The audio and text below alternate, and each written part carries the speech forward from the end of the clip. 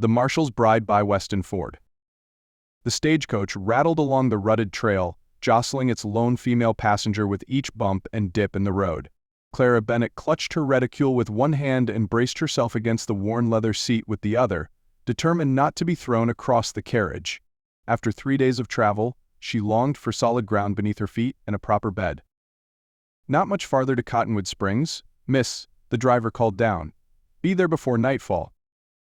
Clara nodded, though the man couldn't see her. Cottonwood Springs. The name still sounded foreign on her tongue, this place that was to be her new home.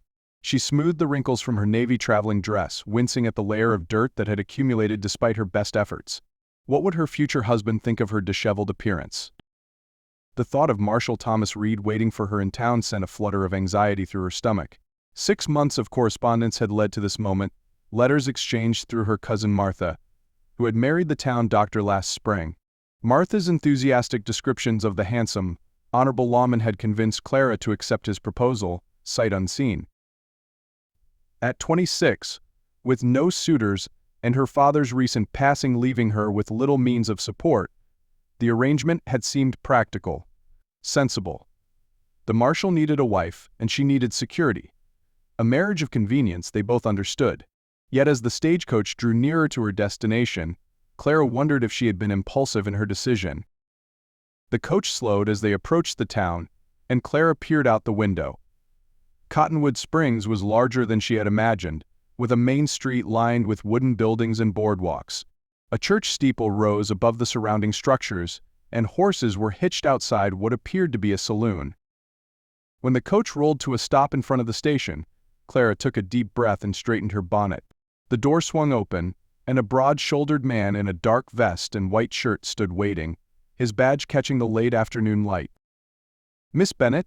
His voice was deep, with a gentle timbre that surprised her. "Yes, Marshal Reid, I presume?" Clara extended her gloved hand, which he took carefully in his much larger one. "Thomas. Welcome to Cottonwood Springs." His eyes, a clear blue that reminded her of summer skies back home, studied her face with an intensity that made her cheeks warm. He was handsome, more so than Martha had described. Tall and solid, with a strong jaw shadowed by a day's growth of beard. His dark hair was neatly trimmed, though a lock fell across his forehead, giving him a boyish quality that contrasted with the weathered lines around his eyes. "Thank you." Clara stepped down from the coach, accepting his assistance. "I hope I haven't kept you waiting." "Not at all." He released her hand and retrieved her trunk from the top of the coach. "I've arranged for you to stay with Mrs. Holloway until the wedding. She's the widow who runs the boarding house." "A respectable arrangement?" "That's very thoughtful." Clara followed him down the street, aware of the curious glances from townspeople they passed. "When might the ceremony take place?" Thomas slowed his stride to match hers. "I thought perhaps this Sunday, after church services. Unless you need more time to settle in." 4 days. The reality of her situation struck Clara anew. "Sunday would be suitable," she replied, keeping her voice steady despite her nerves. "Mrs. Holloway has prepared a room for you," Thomas continued. "Your cousin Martha wanted to be here to greet you, but one of her husband's patients required attention outside of town." "I understand. I look forward to seeing her soon." Clara glanced at the man who would be her husband, noting the way he carried himself with quiet confidence. "I must admit, Marshal, our arrangement is rather unconventional." A slight smile curved his lips. "Most things worth doing in life are unconventional, Miss Bennett." The boarding house was a tidy 2-story structure with white curtains in the windows and a small garden out front. Mrs. Holloway, a plump, gray-haired woman with kind eyes, welcomed Clara warmly and showed her to a comfortable room on the 2nd floor. After washing away the dust of travel and changing into a fresh dress, a pale blue cotton that Martha had always said complemented her auburn hair, Clara made her way downstairs for the evening meal.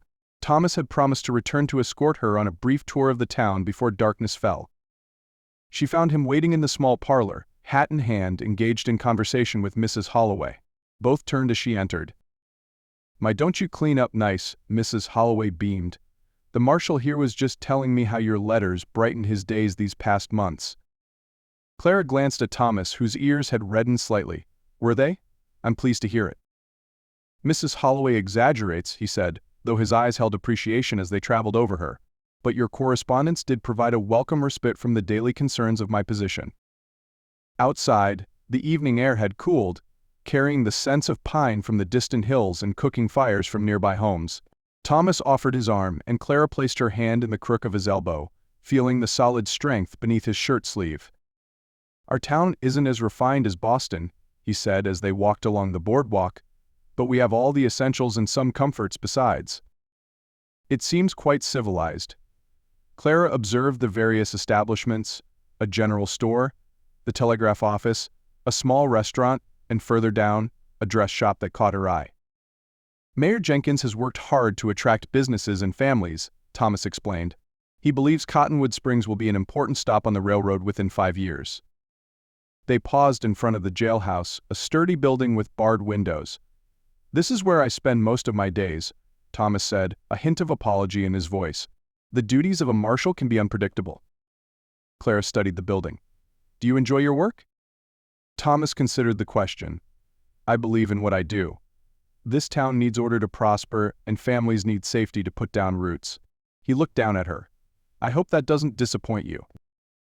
"On the contrary," Clara replied, "a man should find purpose in his profession." Relief softened his features. "Your letter suggested you were a woman of practical mind. I'm glad to find it's true in person as well." As they continued their walk, Clara ventured, "Tell me, Marshal." "Thomas," he corrected gently. "Thomas, what prompted you to seek a wife through correspondence?" He was silent for a moment, guiding her around a muddy patch in the street. "Honesty between us seems the proper foundation," he finally said. "The town council made it clear that a marshal with a family would set a better example for the community, and I've been alone too long." His gaze met hers. "What of you, Clara?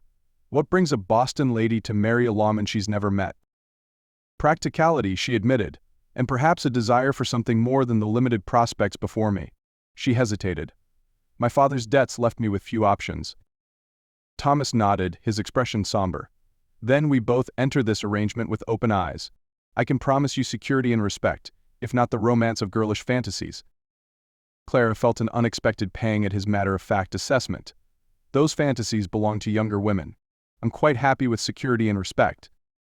Their eyes held for a moment before Thomas broke the contact, guiding her toward the church at the end of the street. Clara couldn't help wondering if he was as content with their practical arrangement as he claimed. The following days passed in a flurry of activity. Martha arrived the morning after Clara's appearance in town, embracing her cousin with tears and exclamations over her journey. Dr. James Collins, Martha's husband, was a serious man with gentle hands and a ready smile for his wife, whose condition Clara immediately noticed. "You're expecting," Clara whispered when James stepped away to speak with another patron in the restaurant where they'd met for breakfast. Martha's cheeks colored with pleasure. "Yes, though we haven't announced it widely yet. James is cautious about these matters." "How wonderful," Clara squeezed her cousin's hand.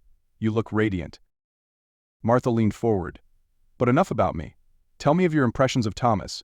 His letters have been frustratingly brief regarding his feelings." Clara sipped her tea. "He seems a good man, responsible and respected in the community." "And?" Martha prompted. "What of his appearance, his manner toward you?" "He is quite handsome," Clara admitted, feeling heat rise to her face, "and unfailingly polite. But Martha, this is an arrangement of convenience, as you well know." Martha's expression turned serious. "Marriages have grown from less promising soil, dear cousin.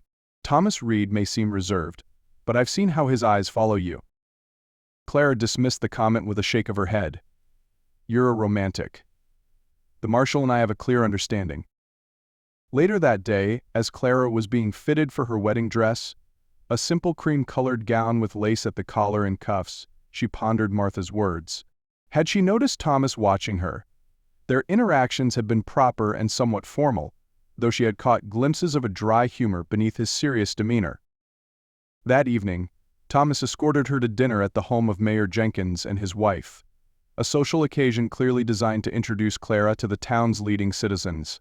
The mayor's spacious house was filled with furniture that must have come from back east, and Mrs. Jenkins proudly displayed china that Clara recognized as fine English porcelain.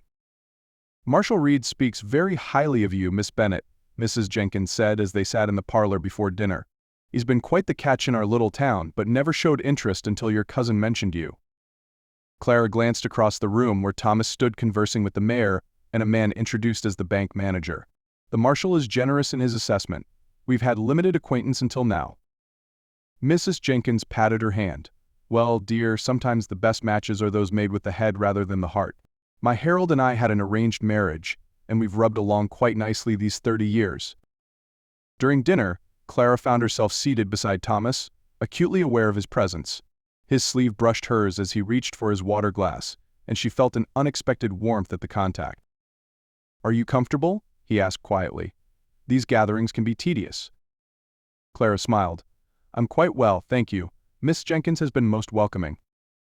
"She means well, though she can be overwhelming." His voice held amusement.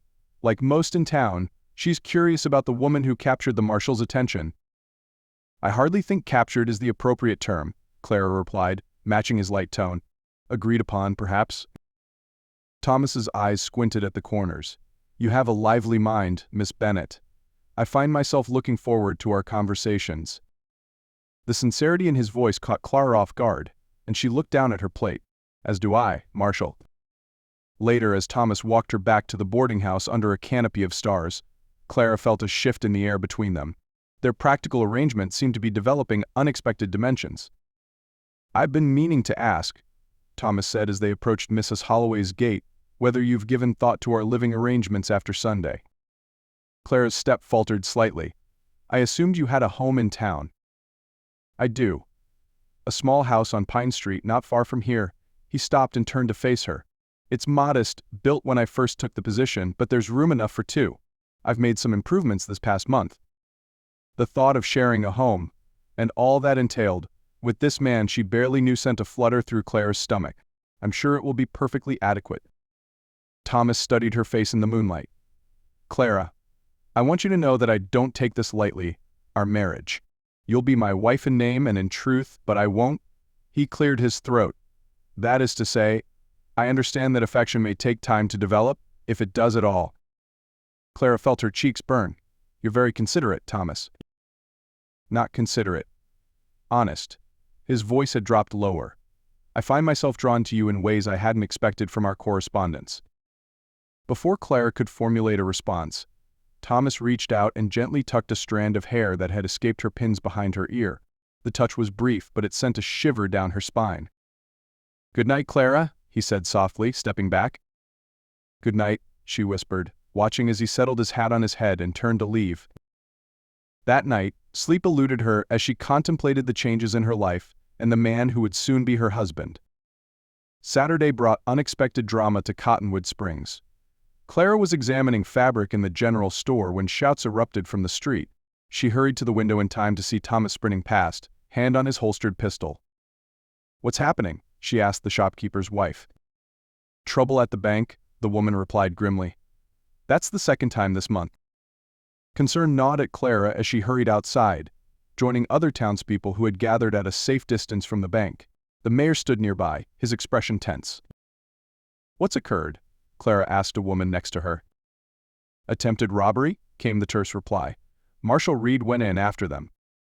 Minutes stretched like hours as Clara waited, her heart pounding. The practical arrangement she had entered into suddenly seemed frightfully real, marriage to a man who faced danger as part of his daily duties. When a shot rang out from inside the bank, Clara gasped, her hand flying to her mouth. Several more followed in quick succession. Then silence. The bank door swung open, and Thomas emerged, gripping a young man by the collar. A second man followed, hands bound, escorted by the bank manager who held a shotgun. The crowd erupted in cheers. Clara sagged with relief, watching as Thomas marched the captives toward the jail. His expression was stern, focused, revealing nothing of what had transpired inside. Only when he glanced up and saw her standing among the onlookers did his face soften momentarily. That evening, Thomas came to the boarding house later than usual, looking weary but unharmed. "I heard about what happened," Clara said as they sat on the porch swing.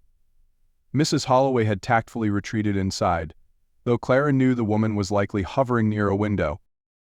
"Not exactly the impression I hoped to make before our wedding," Thomas replied, rolling his shoulders as if to ease tightness. "Were you injured?" Clara asked, studying him for signs of harm. No, just some bruises. His gaze met hers. Does it trouble you? The nature of my work. Clara considered the question carefully. I would be dishonest if I said I felt no fear when I heard the shots. But I understand the importance of what you do. Thomas was silent for a moment. Many women wouldn't accept such risks. I'm not many women, Thomas. Clara straightened her spine. If I'm to be a marshal's wife, I'll be one who understands his duty.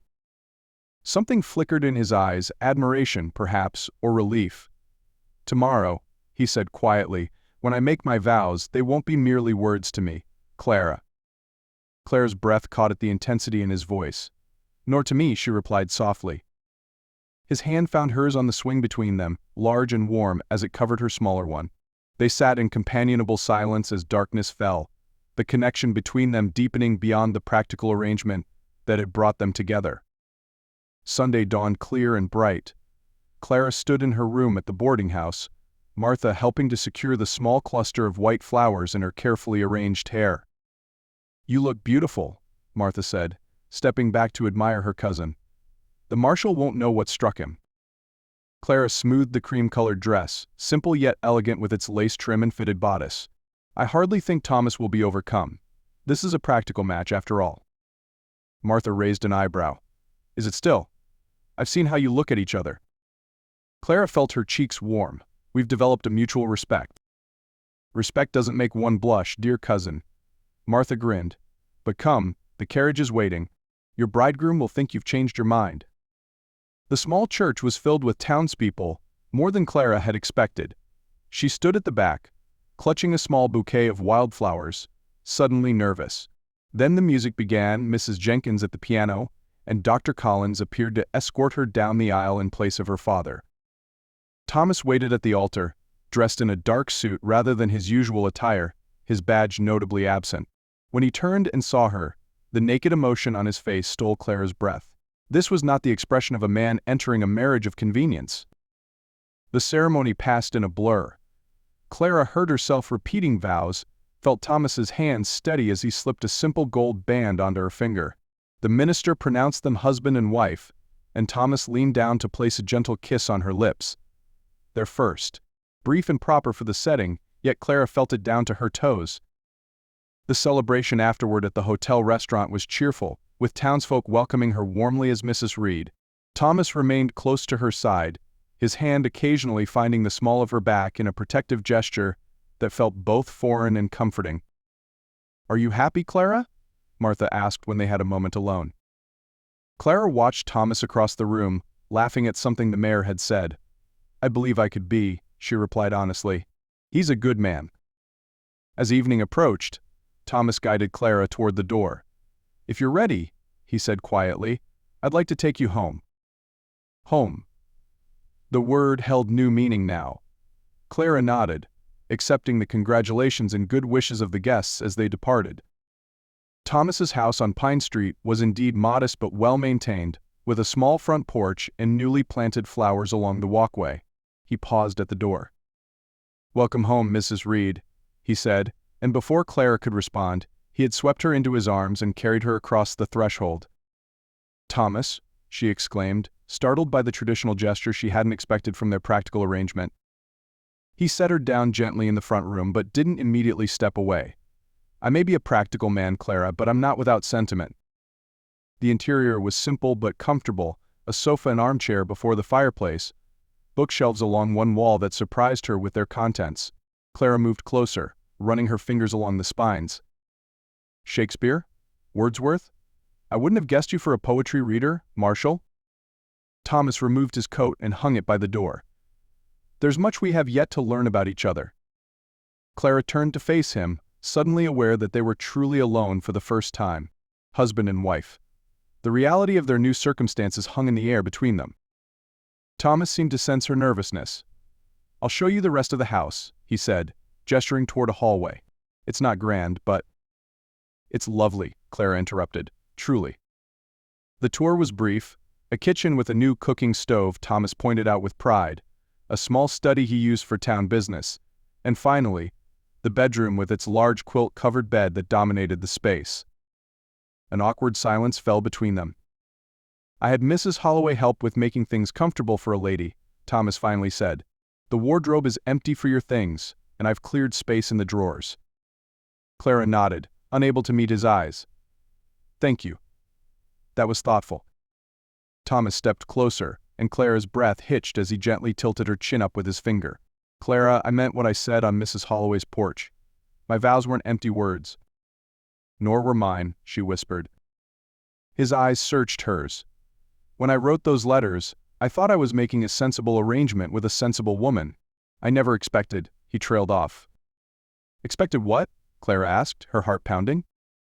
"To feel this pull toward you. To want more than a marriage of convenience."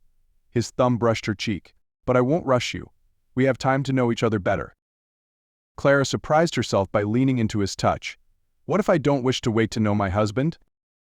Thomas's eyes darkened, and he lowered his head slowly, giving her time to withdraw if she chose. But Clara raised her face to his, and their lips met in a kiss unlike the chaste one they had shared in the church. This kiss held promise and discovery, caution giving way to something deeper as Thomas's arms encircled her waist, drawing her against him. Clara's hands found their way to his shoulders, then his hair, as the kiss deepened. When they finally parted, both breathing heavily, Thomas rested his forehead against hers. "I think, Mrs. Reid, that our practical arrangement may prove to be the most impractical decision of my life." Clara smiled, a newfound boldness rising within her. "How so, Marshal?" "Because I find myself falling in love with my wife," he murmured, "and love is rarely practical." "Then we shall be impractical together," Clara replied, drawing his lips back to hers as the last light of day faded beyond the windows of their home. In the days and weeks that followed, Clara learned the rhythms of life as a marshal's wife in Cottonwood Springs. There were moments of fear when Thomas was called away to deal with trouble, and quiet evenings by the fire discussing books they both enjoyed. There were disagreements, Clara's independent nature sometimes clashing with Thomas's protective instincts, and reconciliations that grew sweeter with time. What had begun as a practical arrangement between strangers blossomed into a partnership of equals, bound by respect that deepened into genuine love. And when winter came to Cottonwood Springs, Clara Reid stood at the window of their home, one hand resting on her slightly rounded belly, watching for her husband's return, and marveling at how the most sensible decision of her life had led to the most profound happiness she had ever known.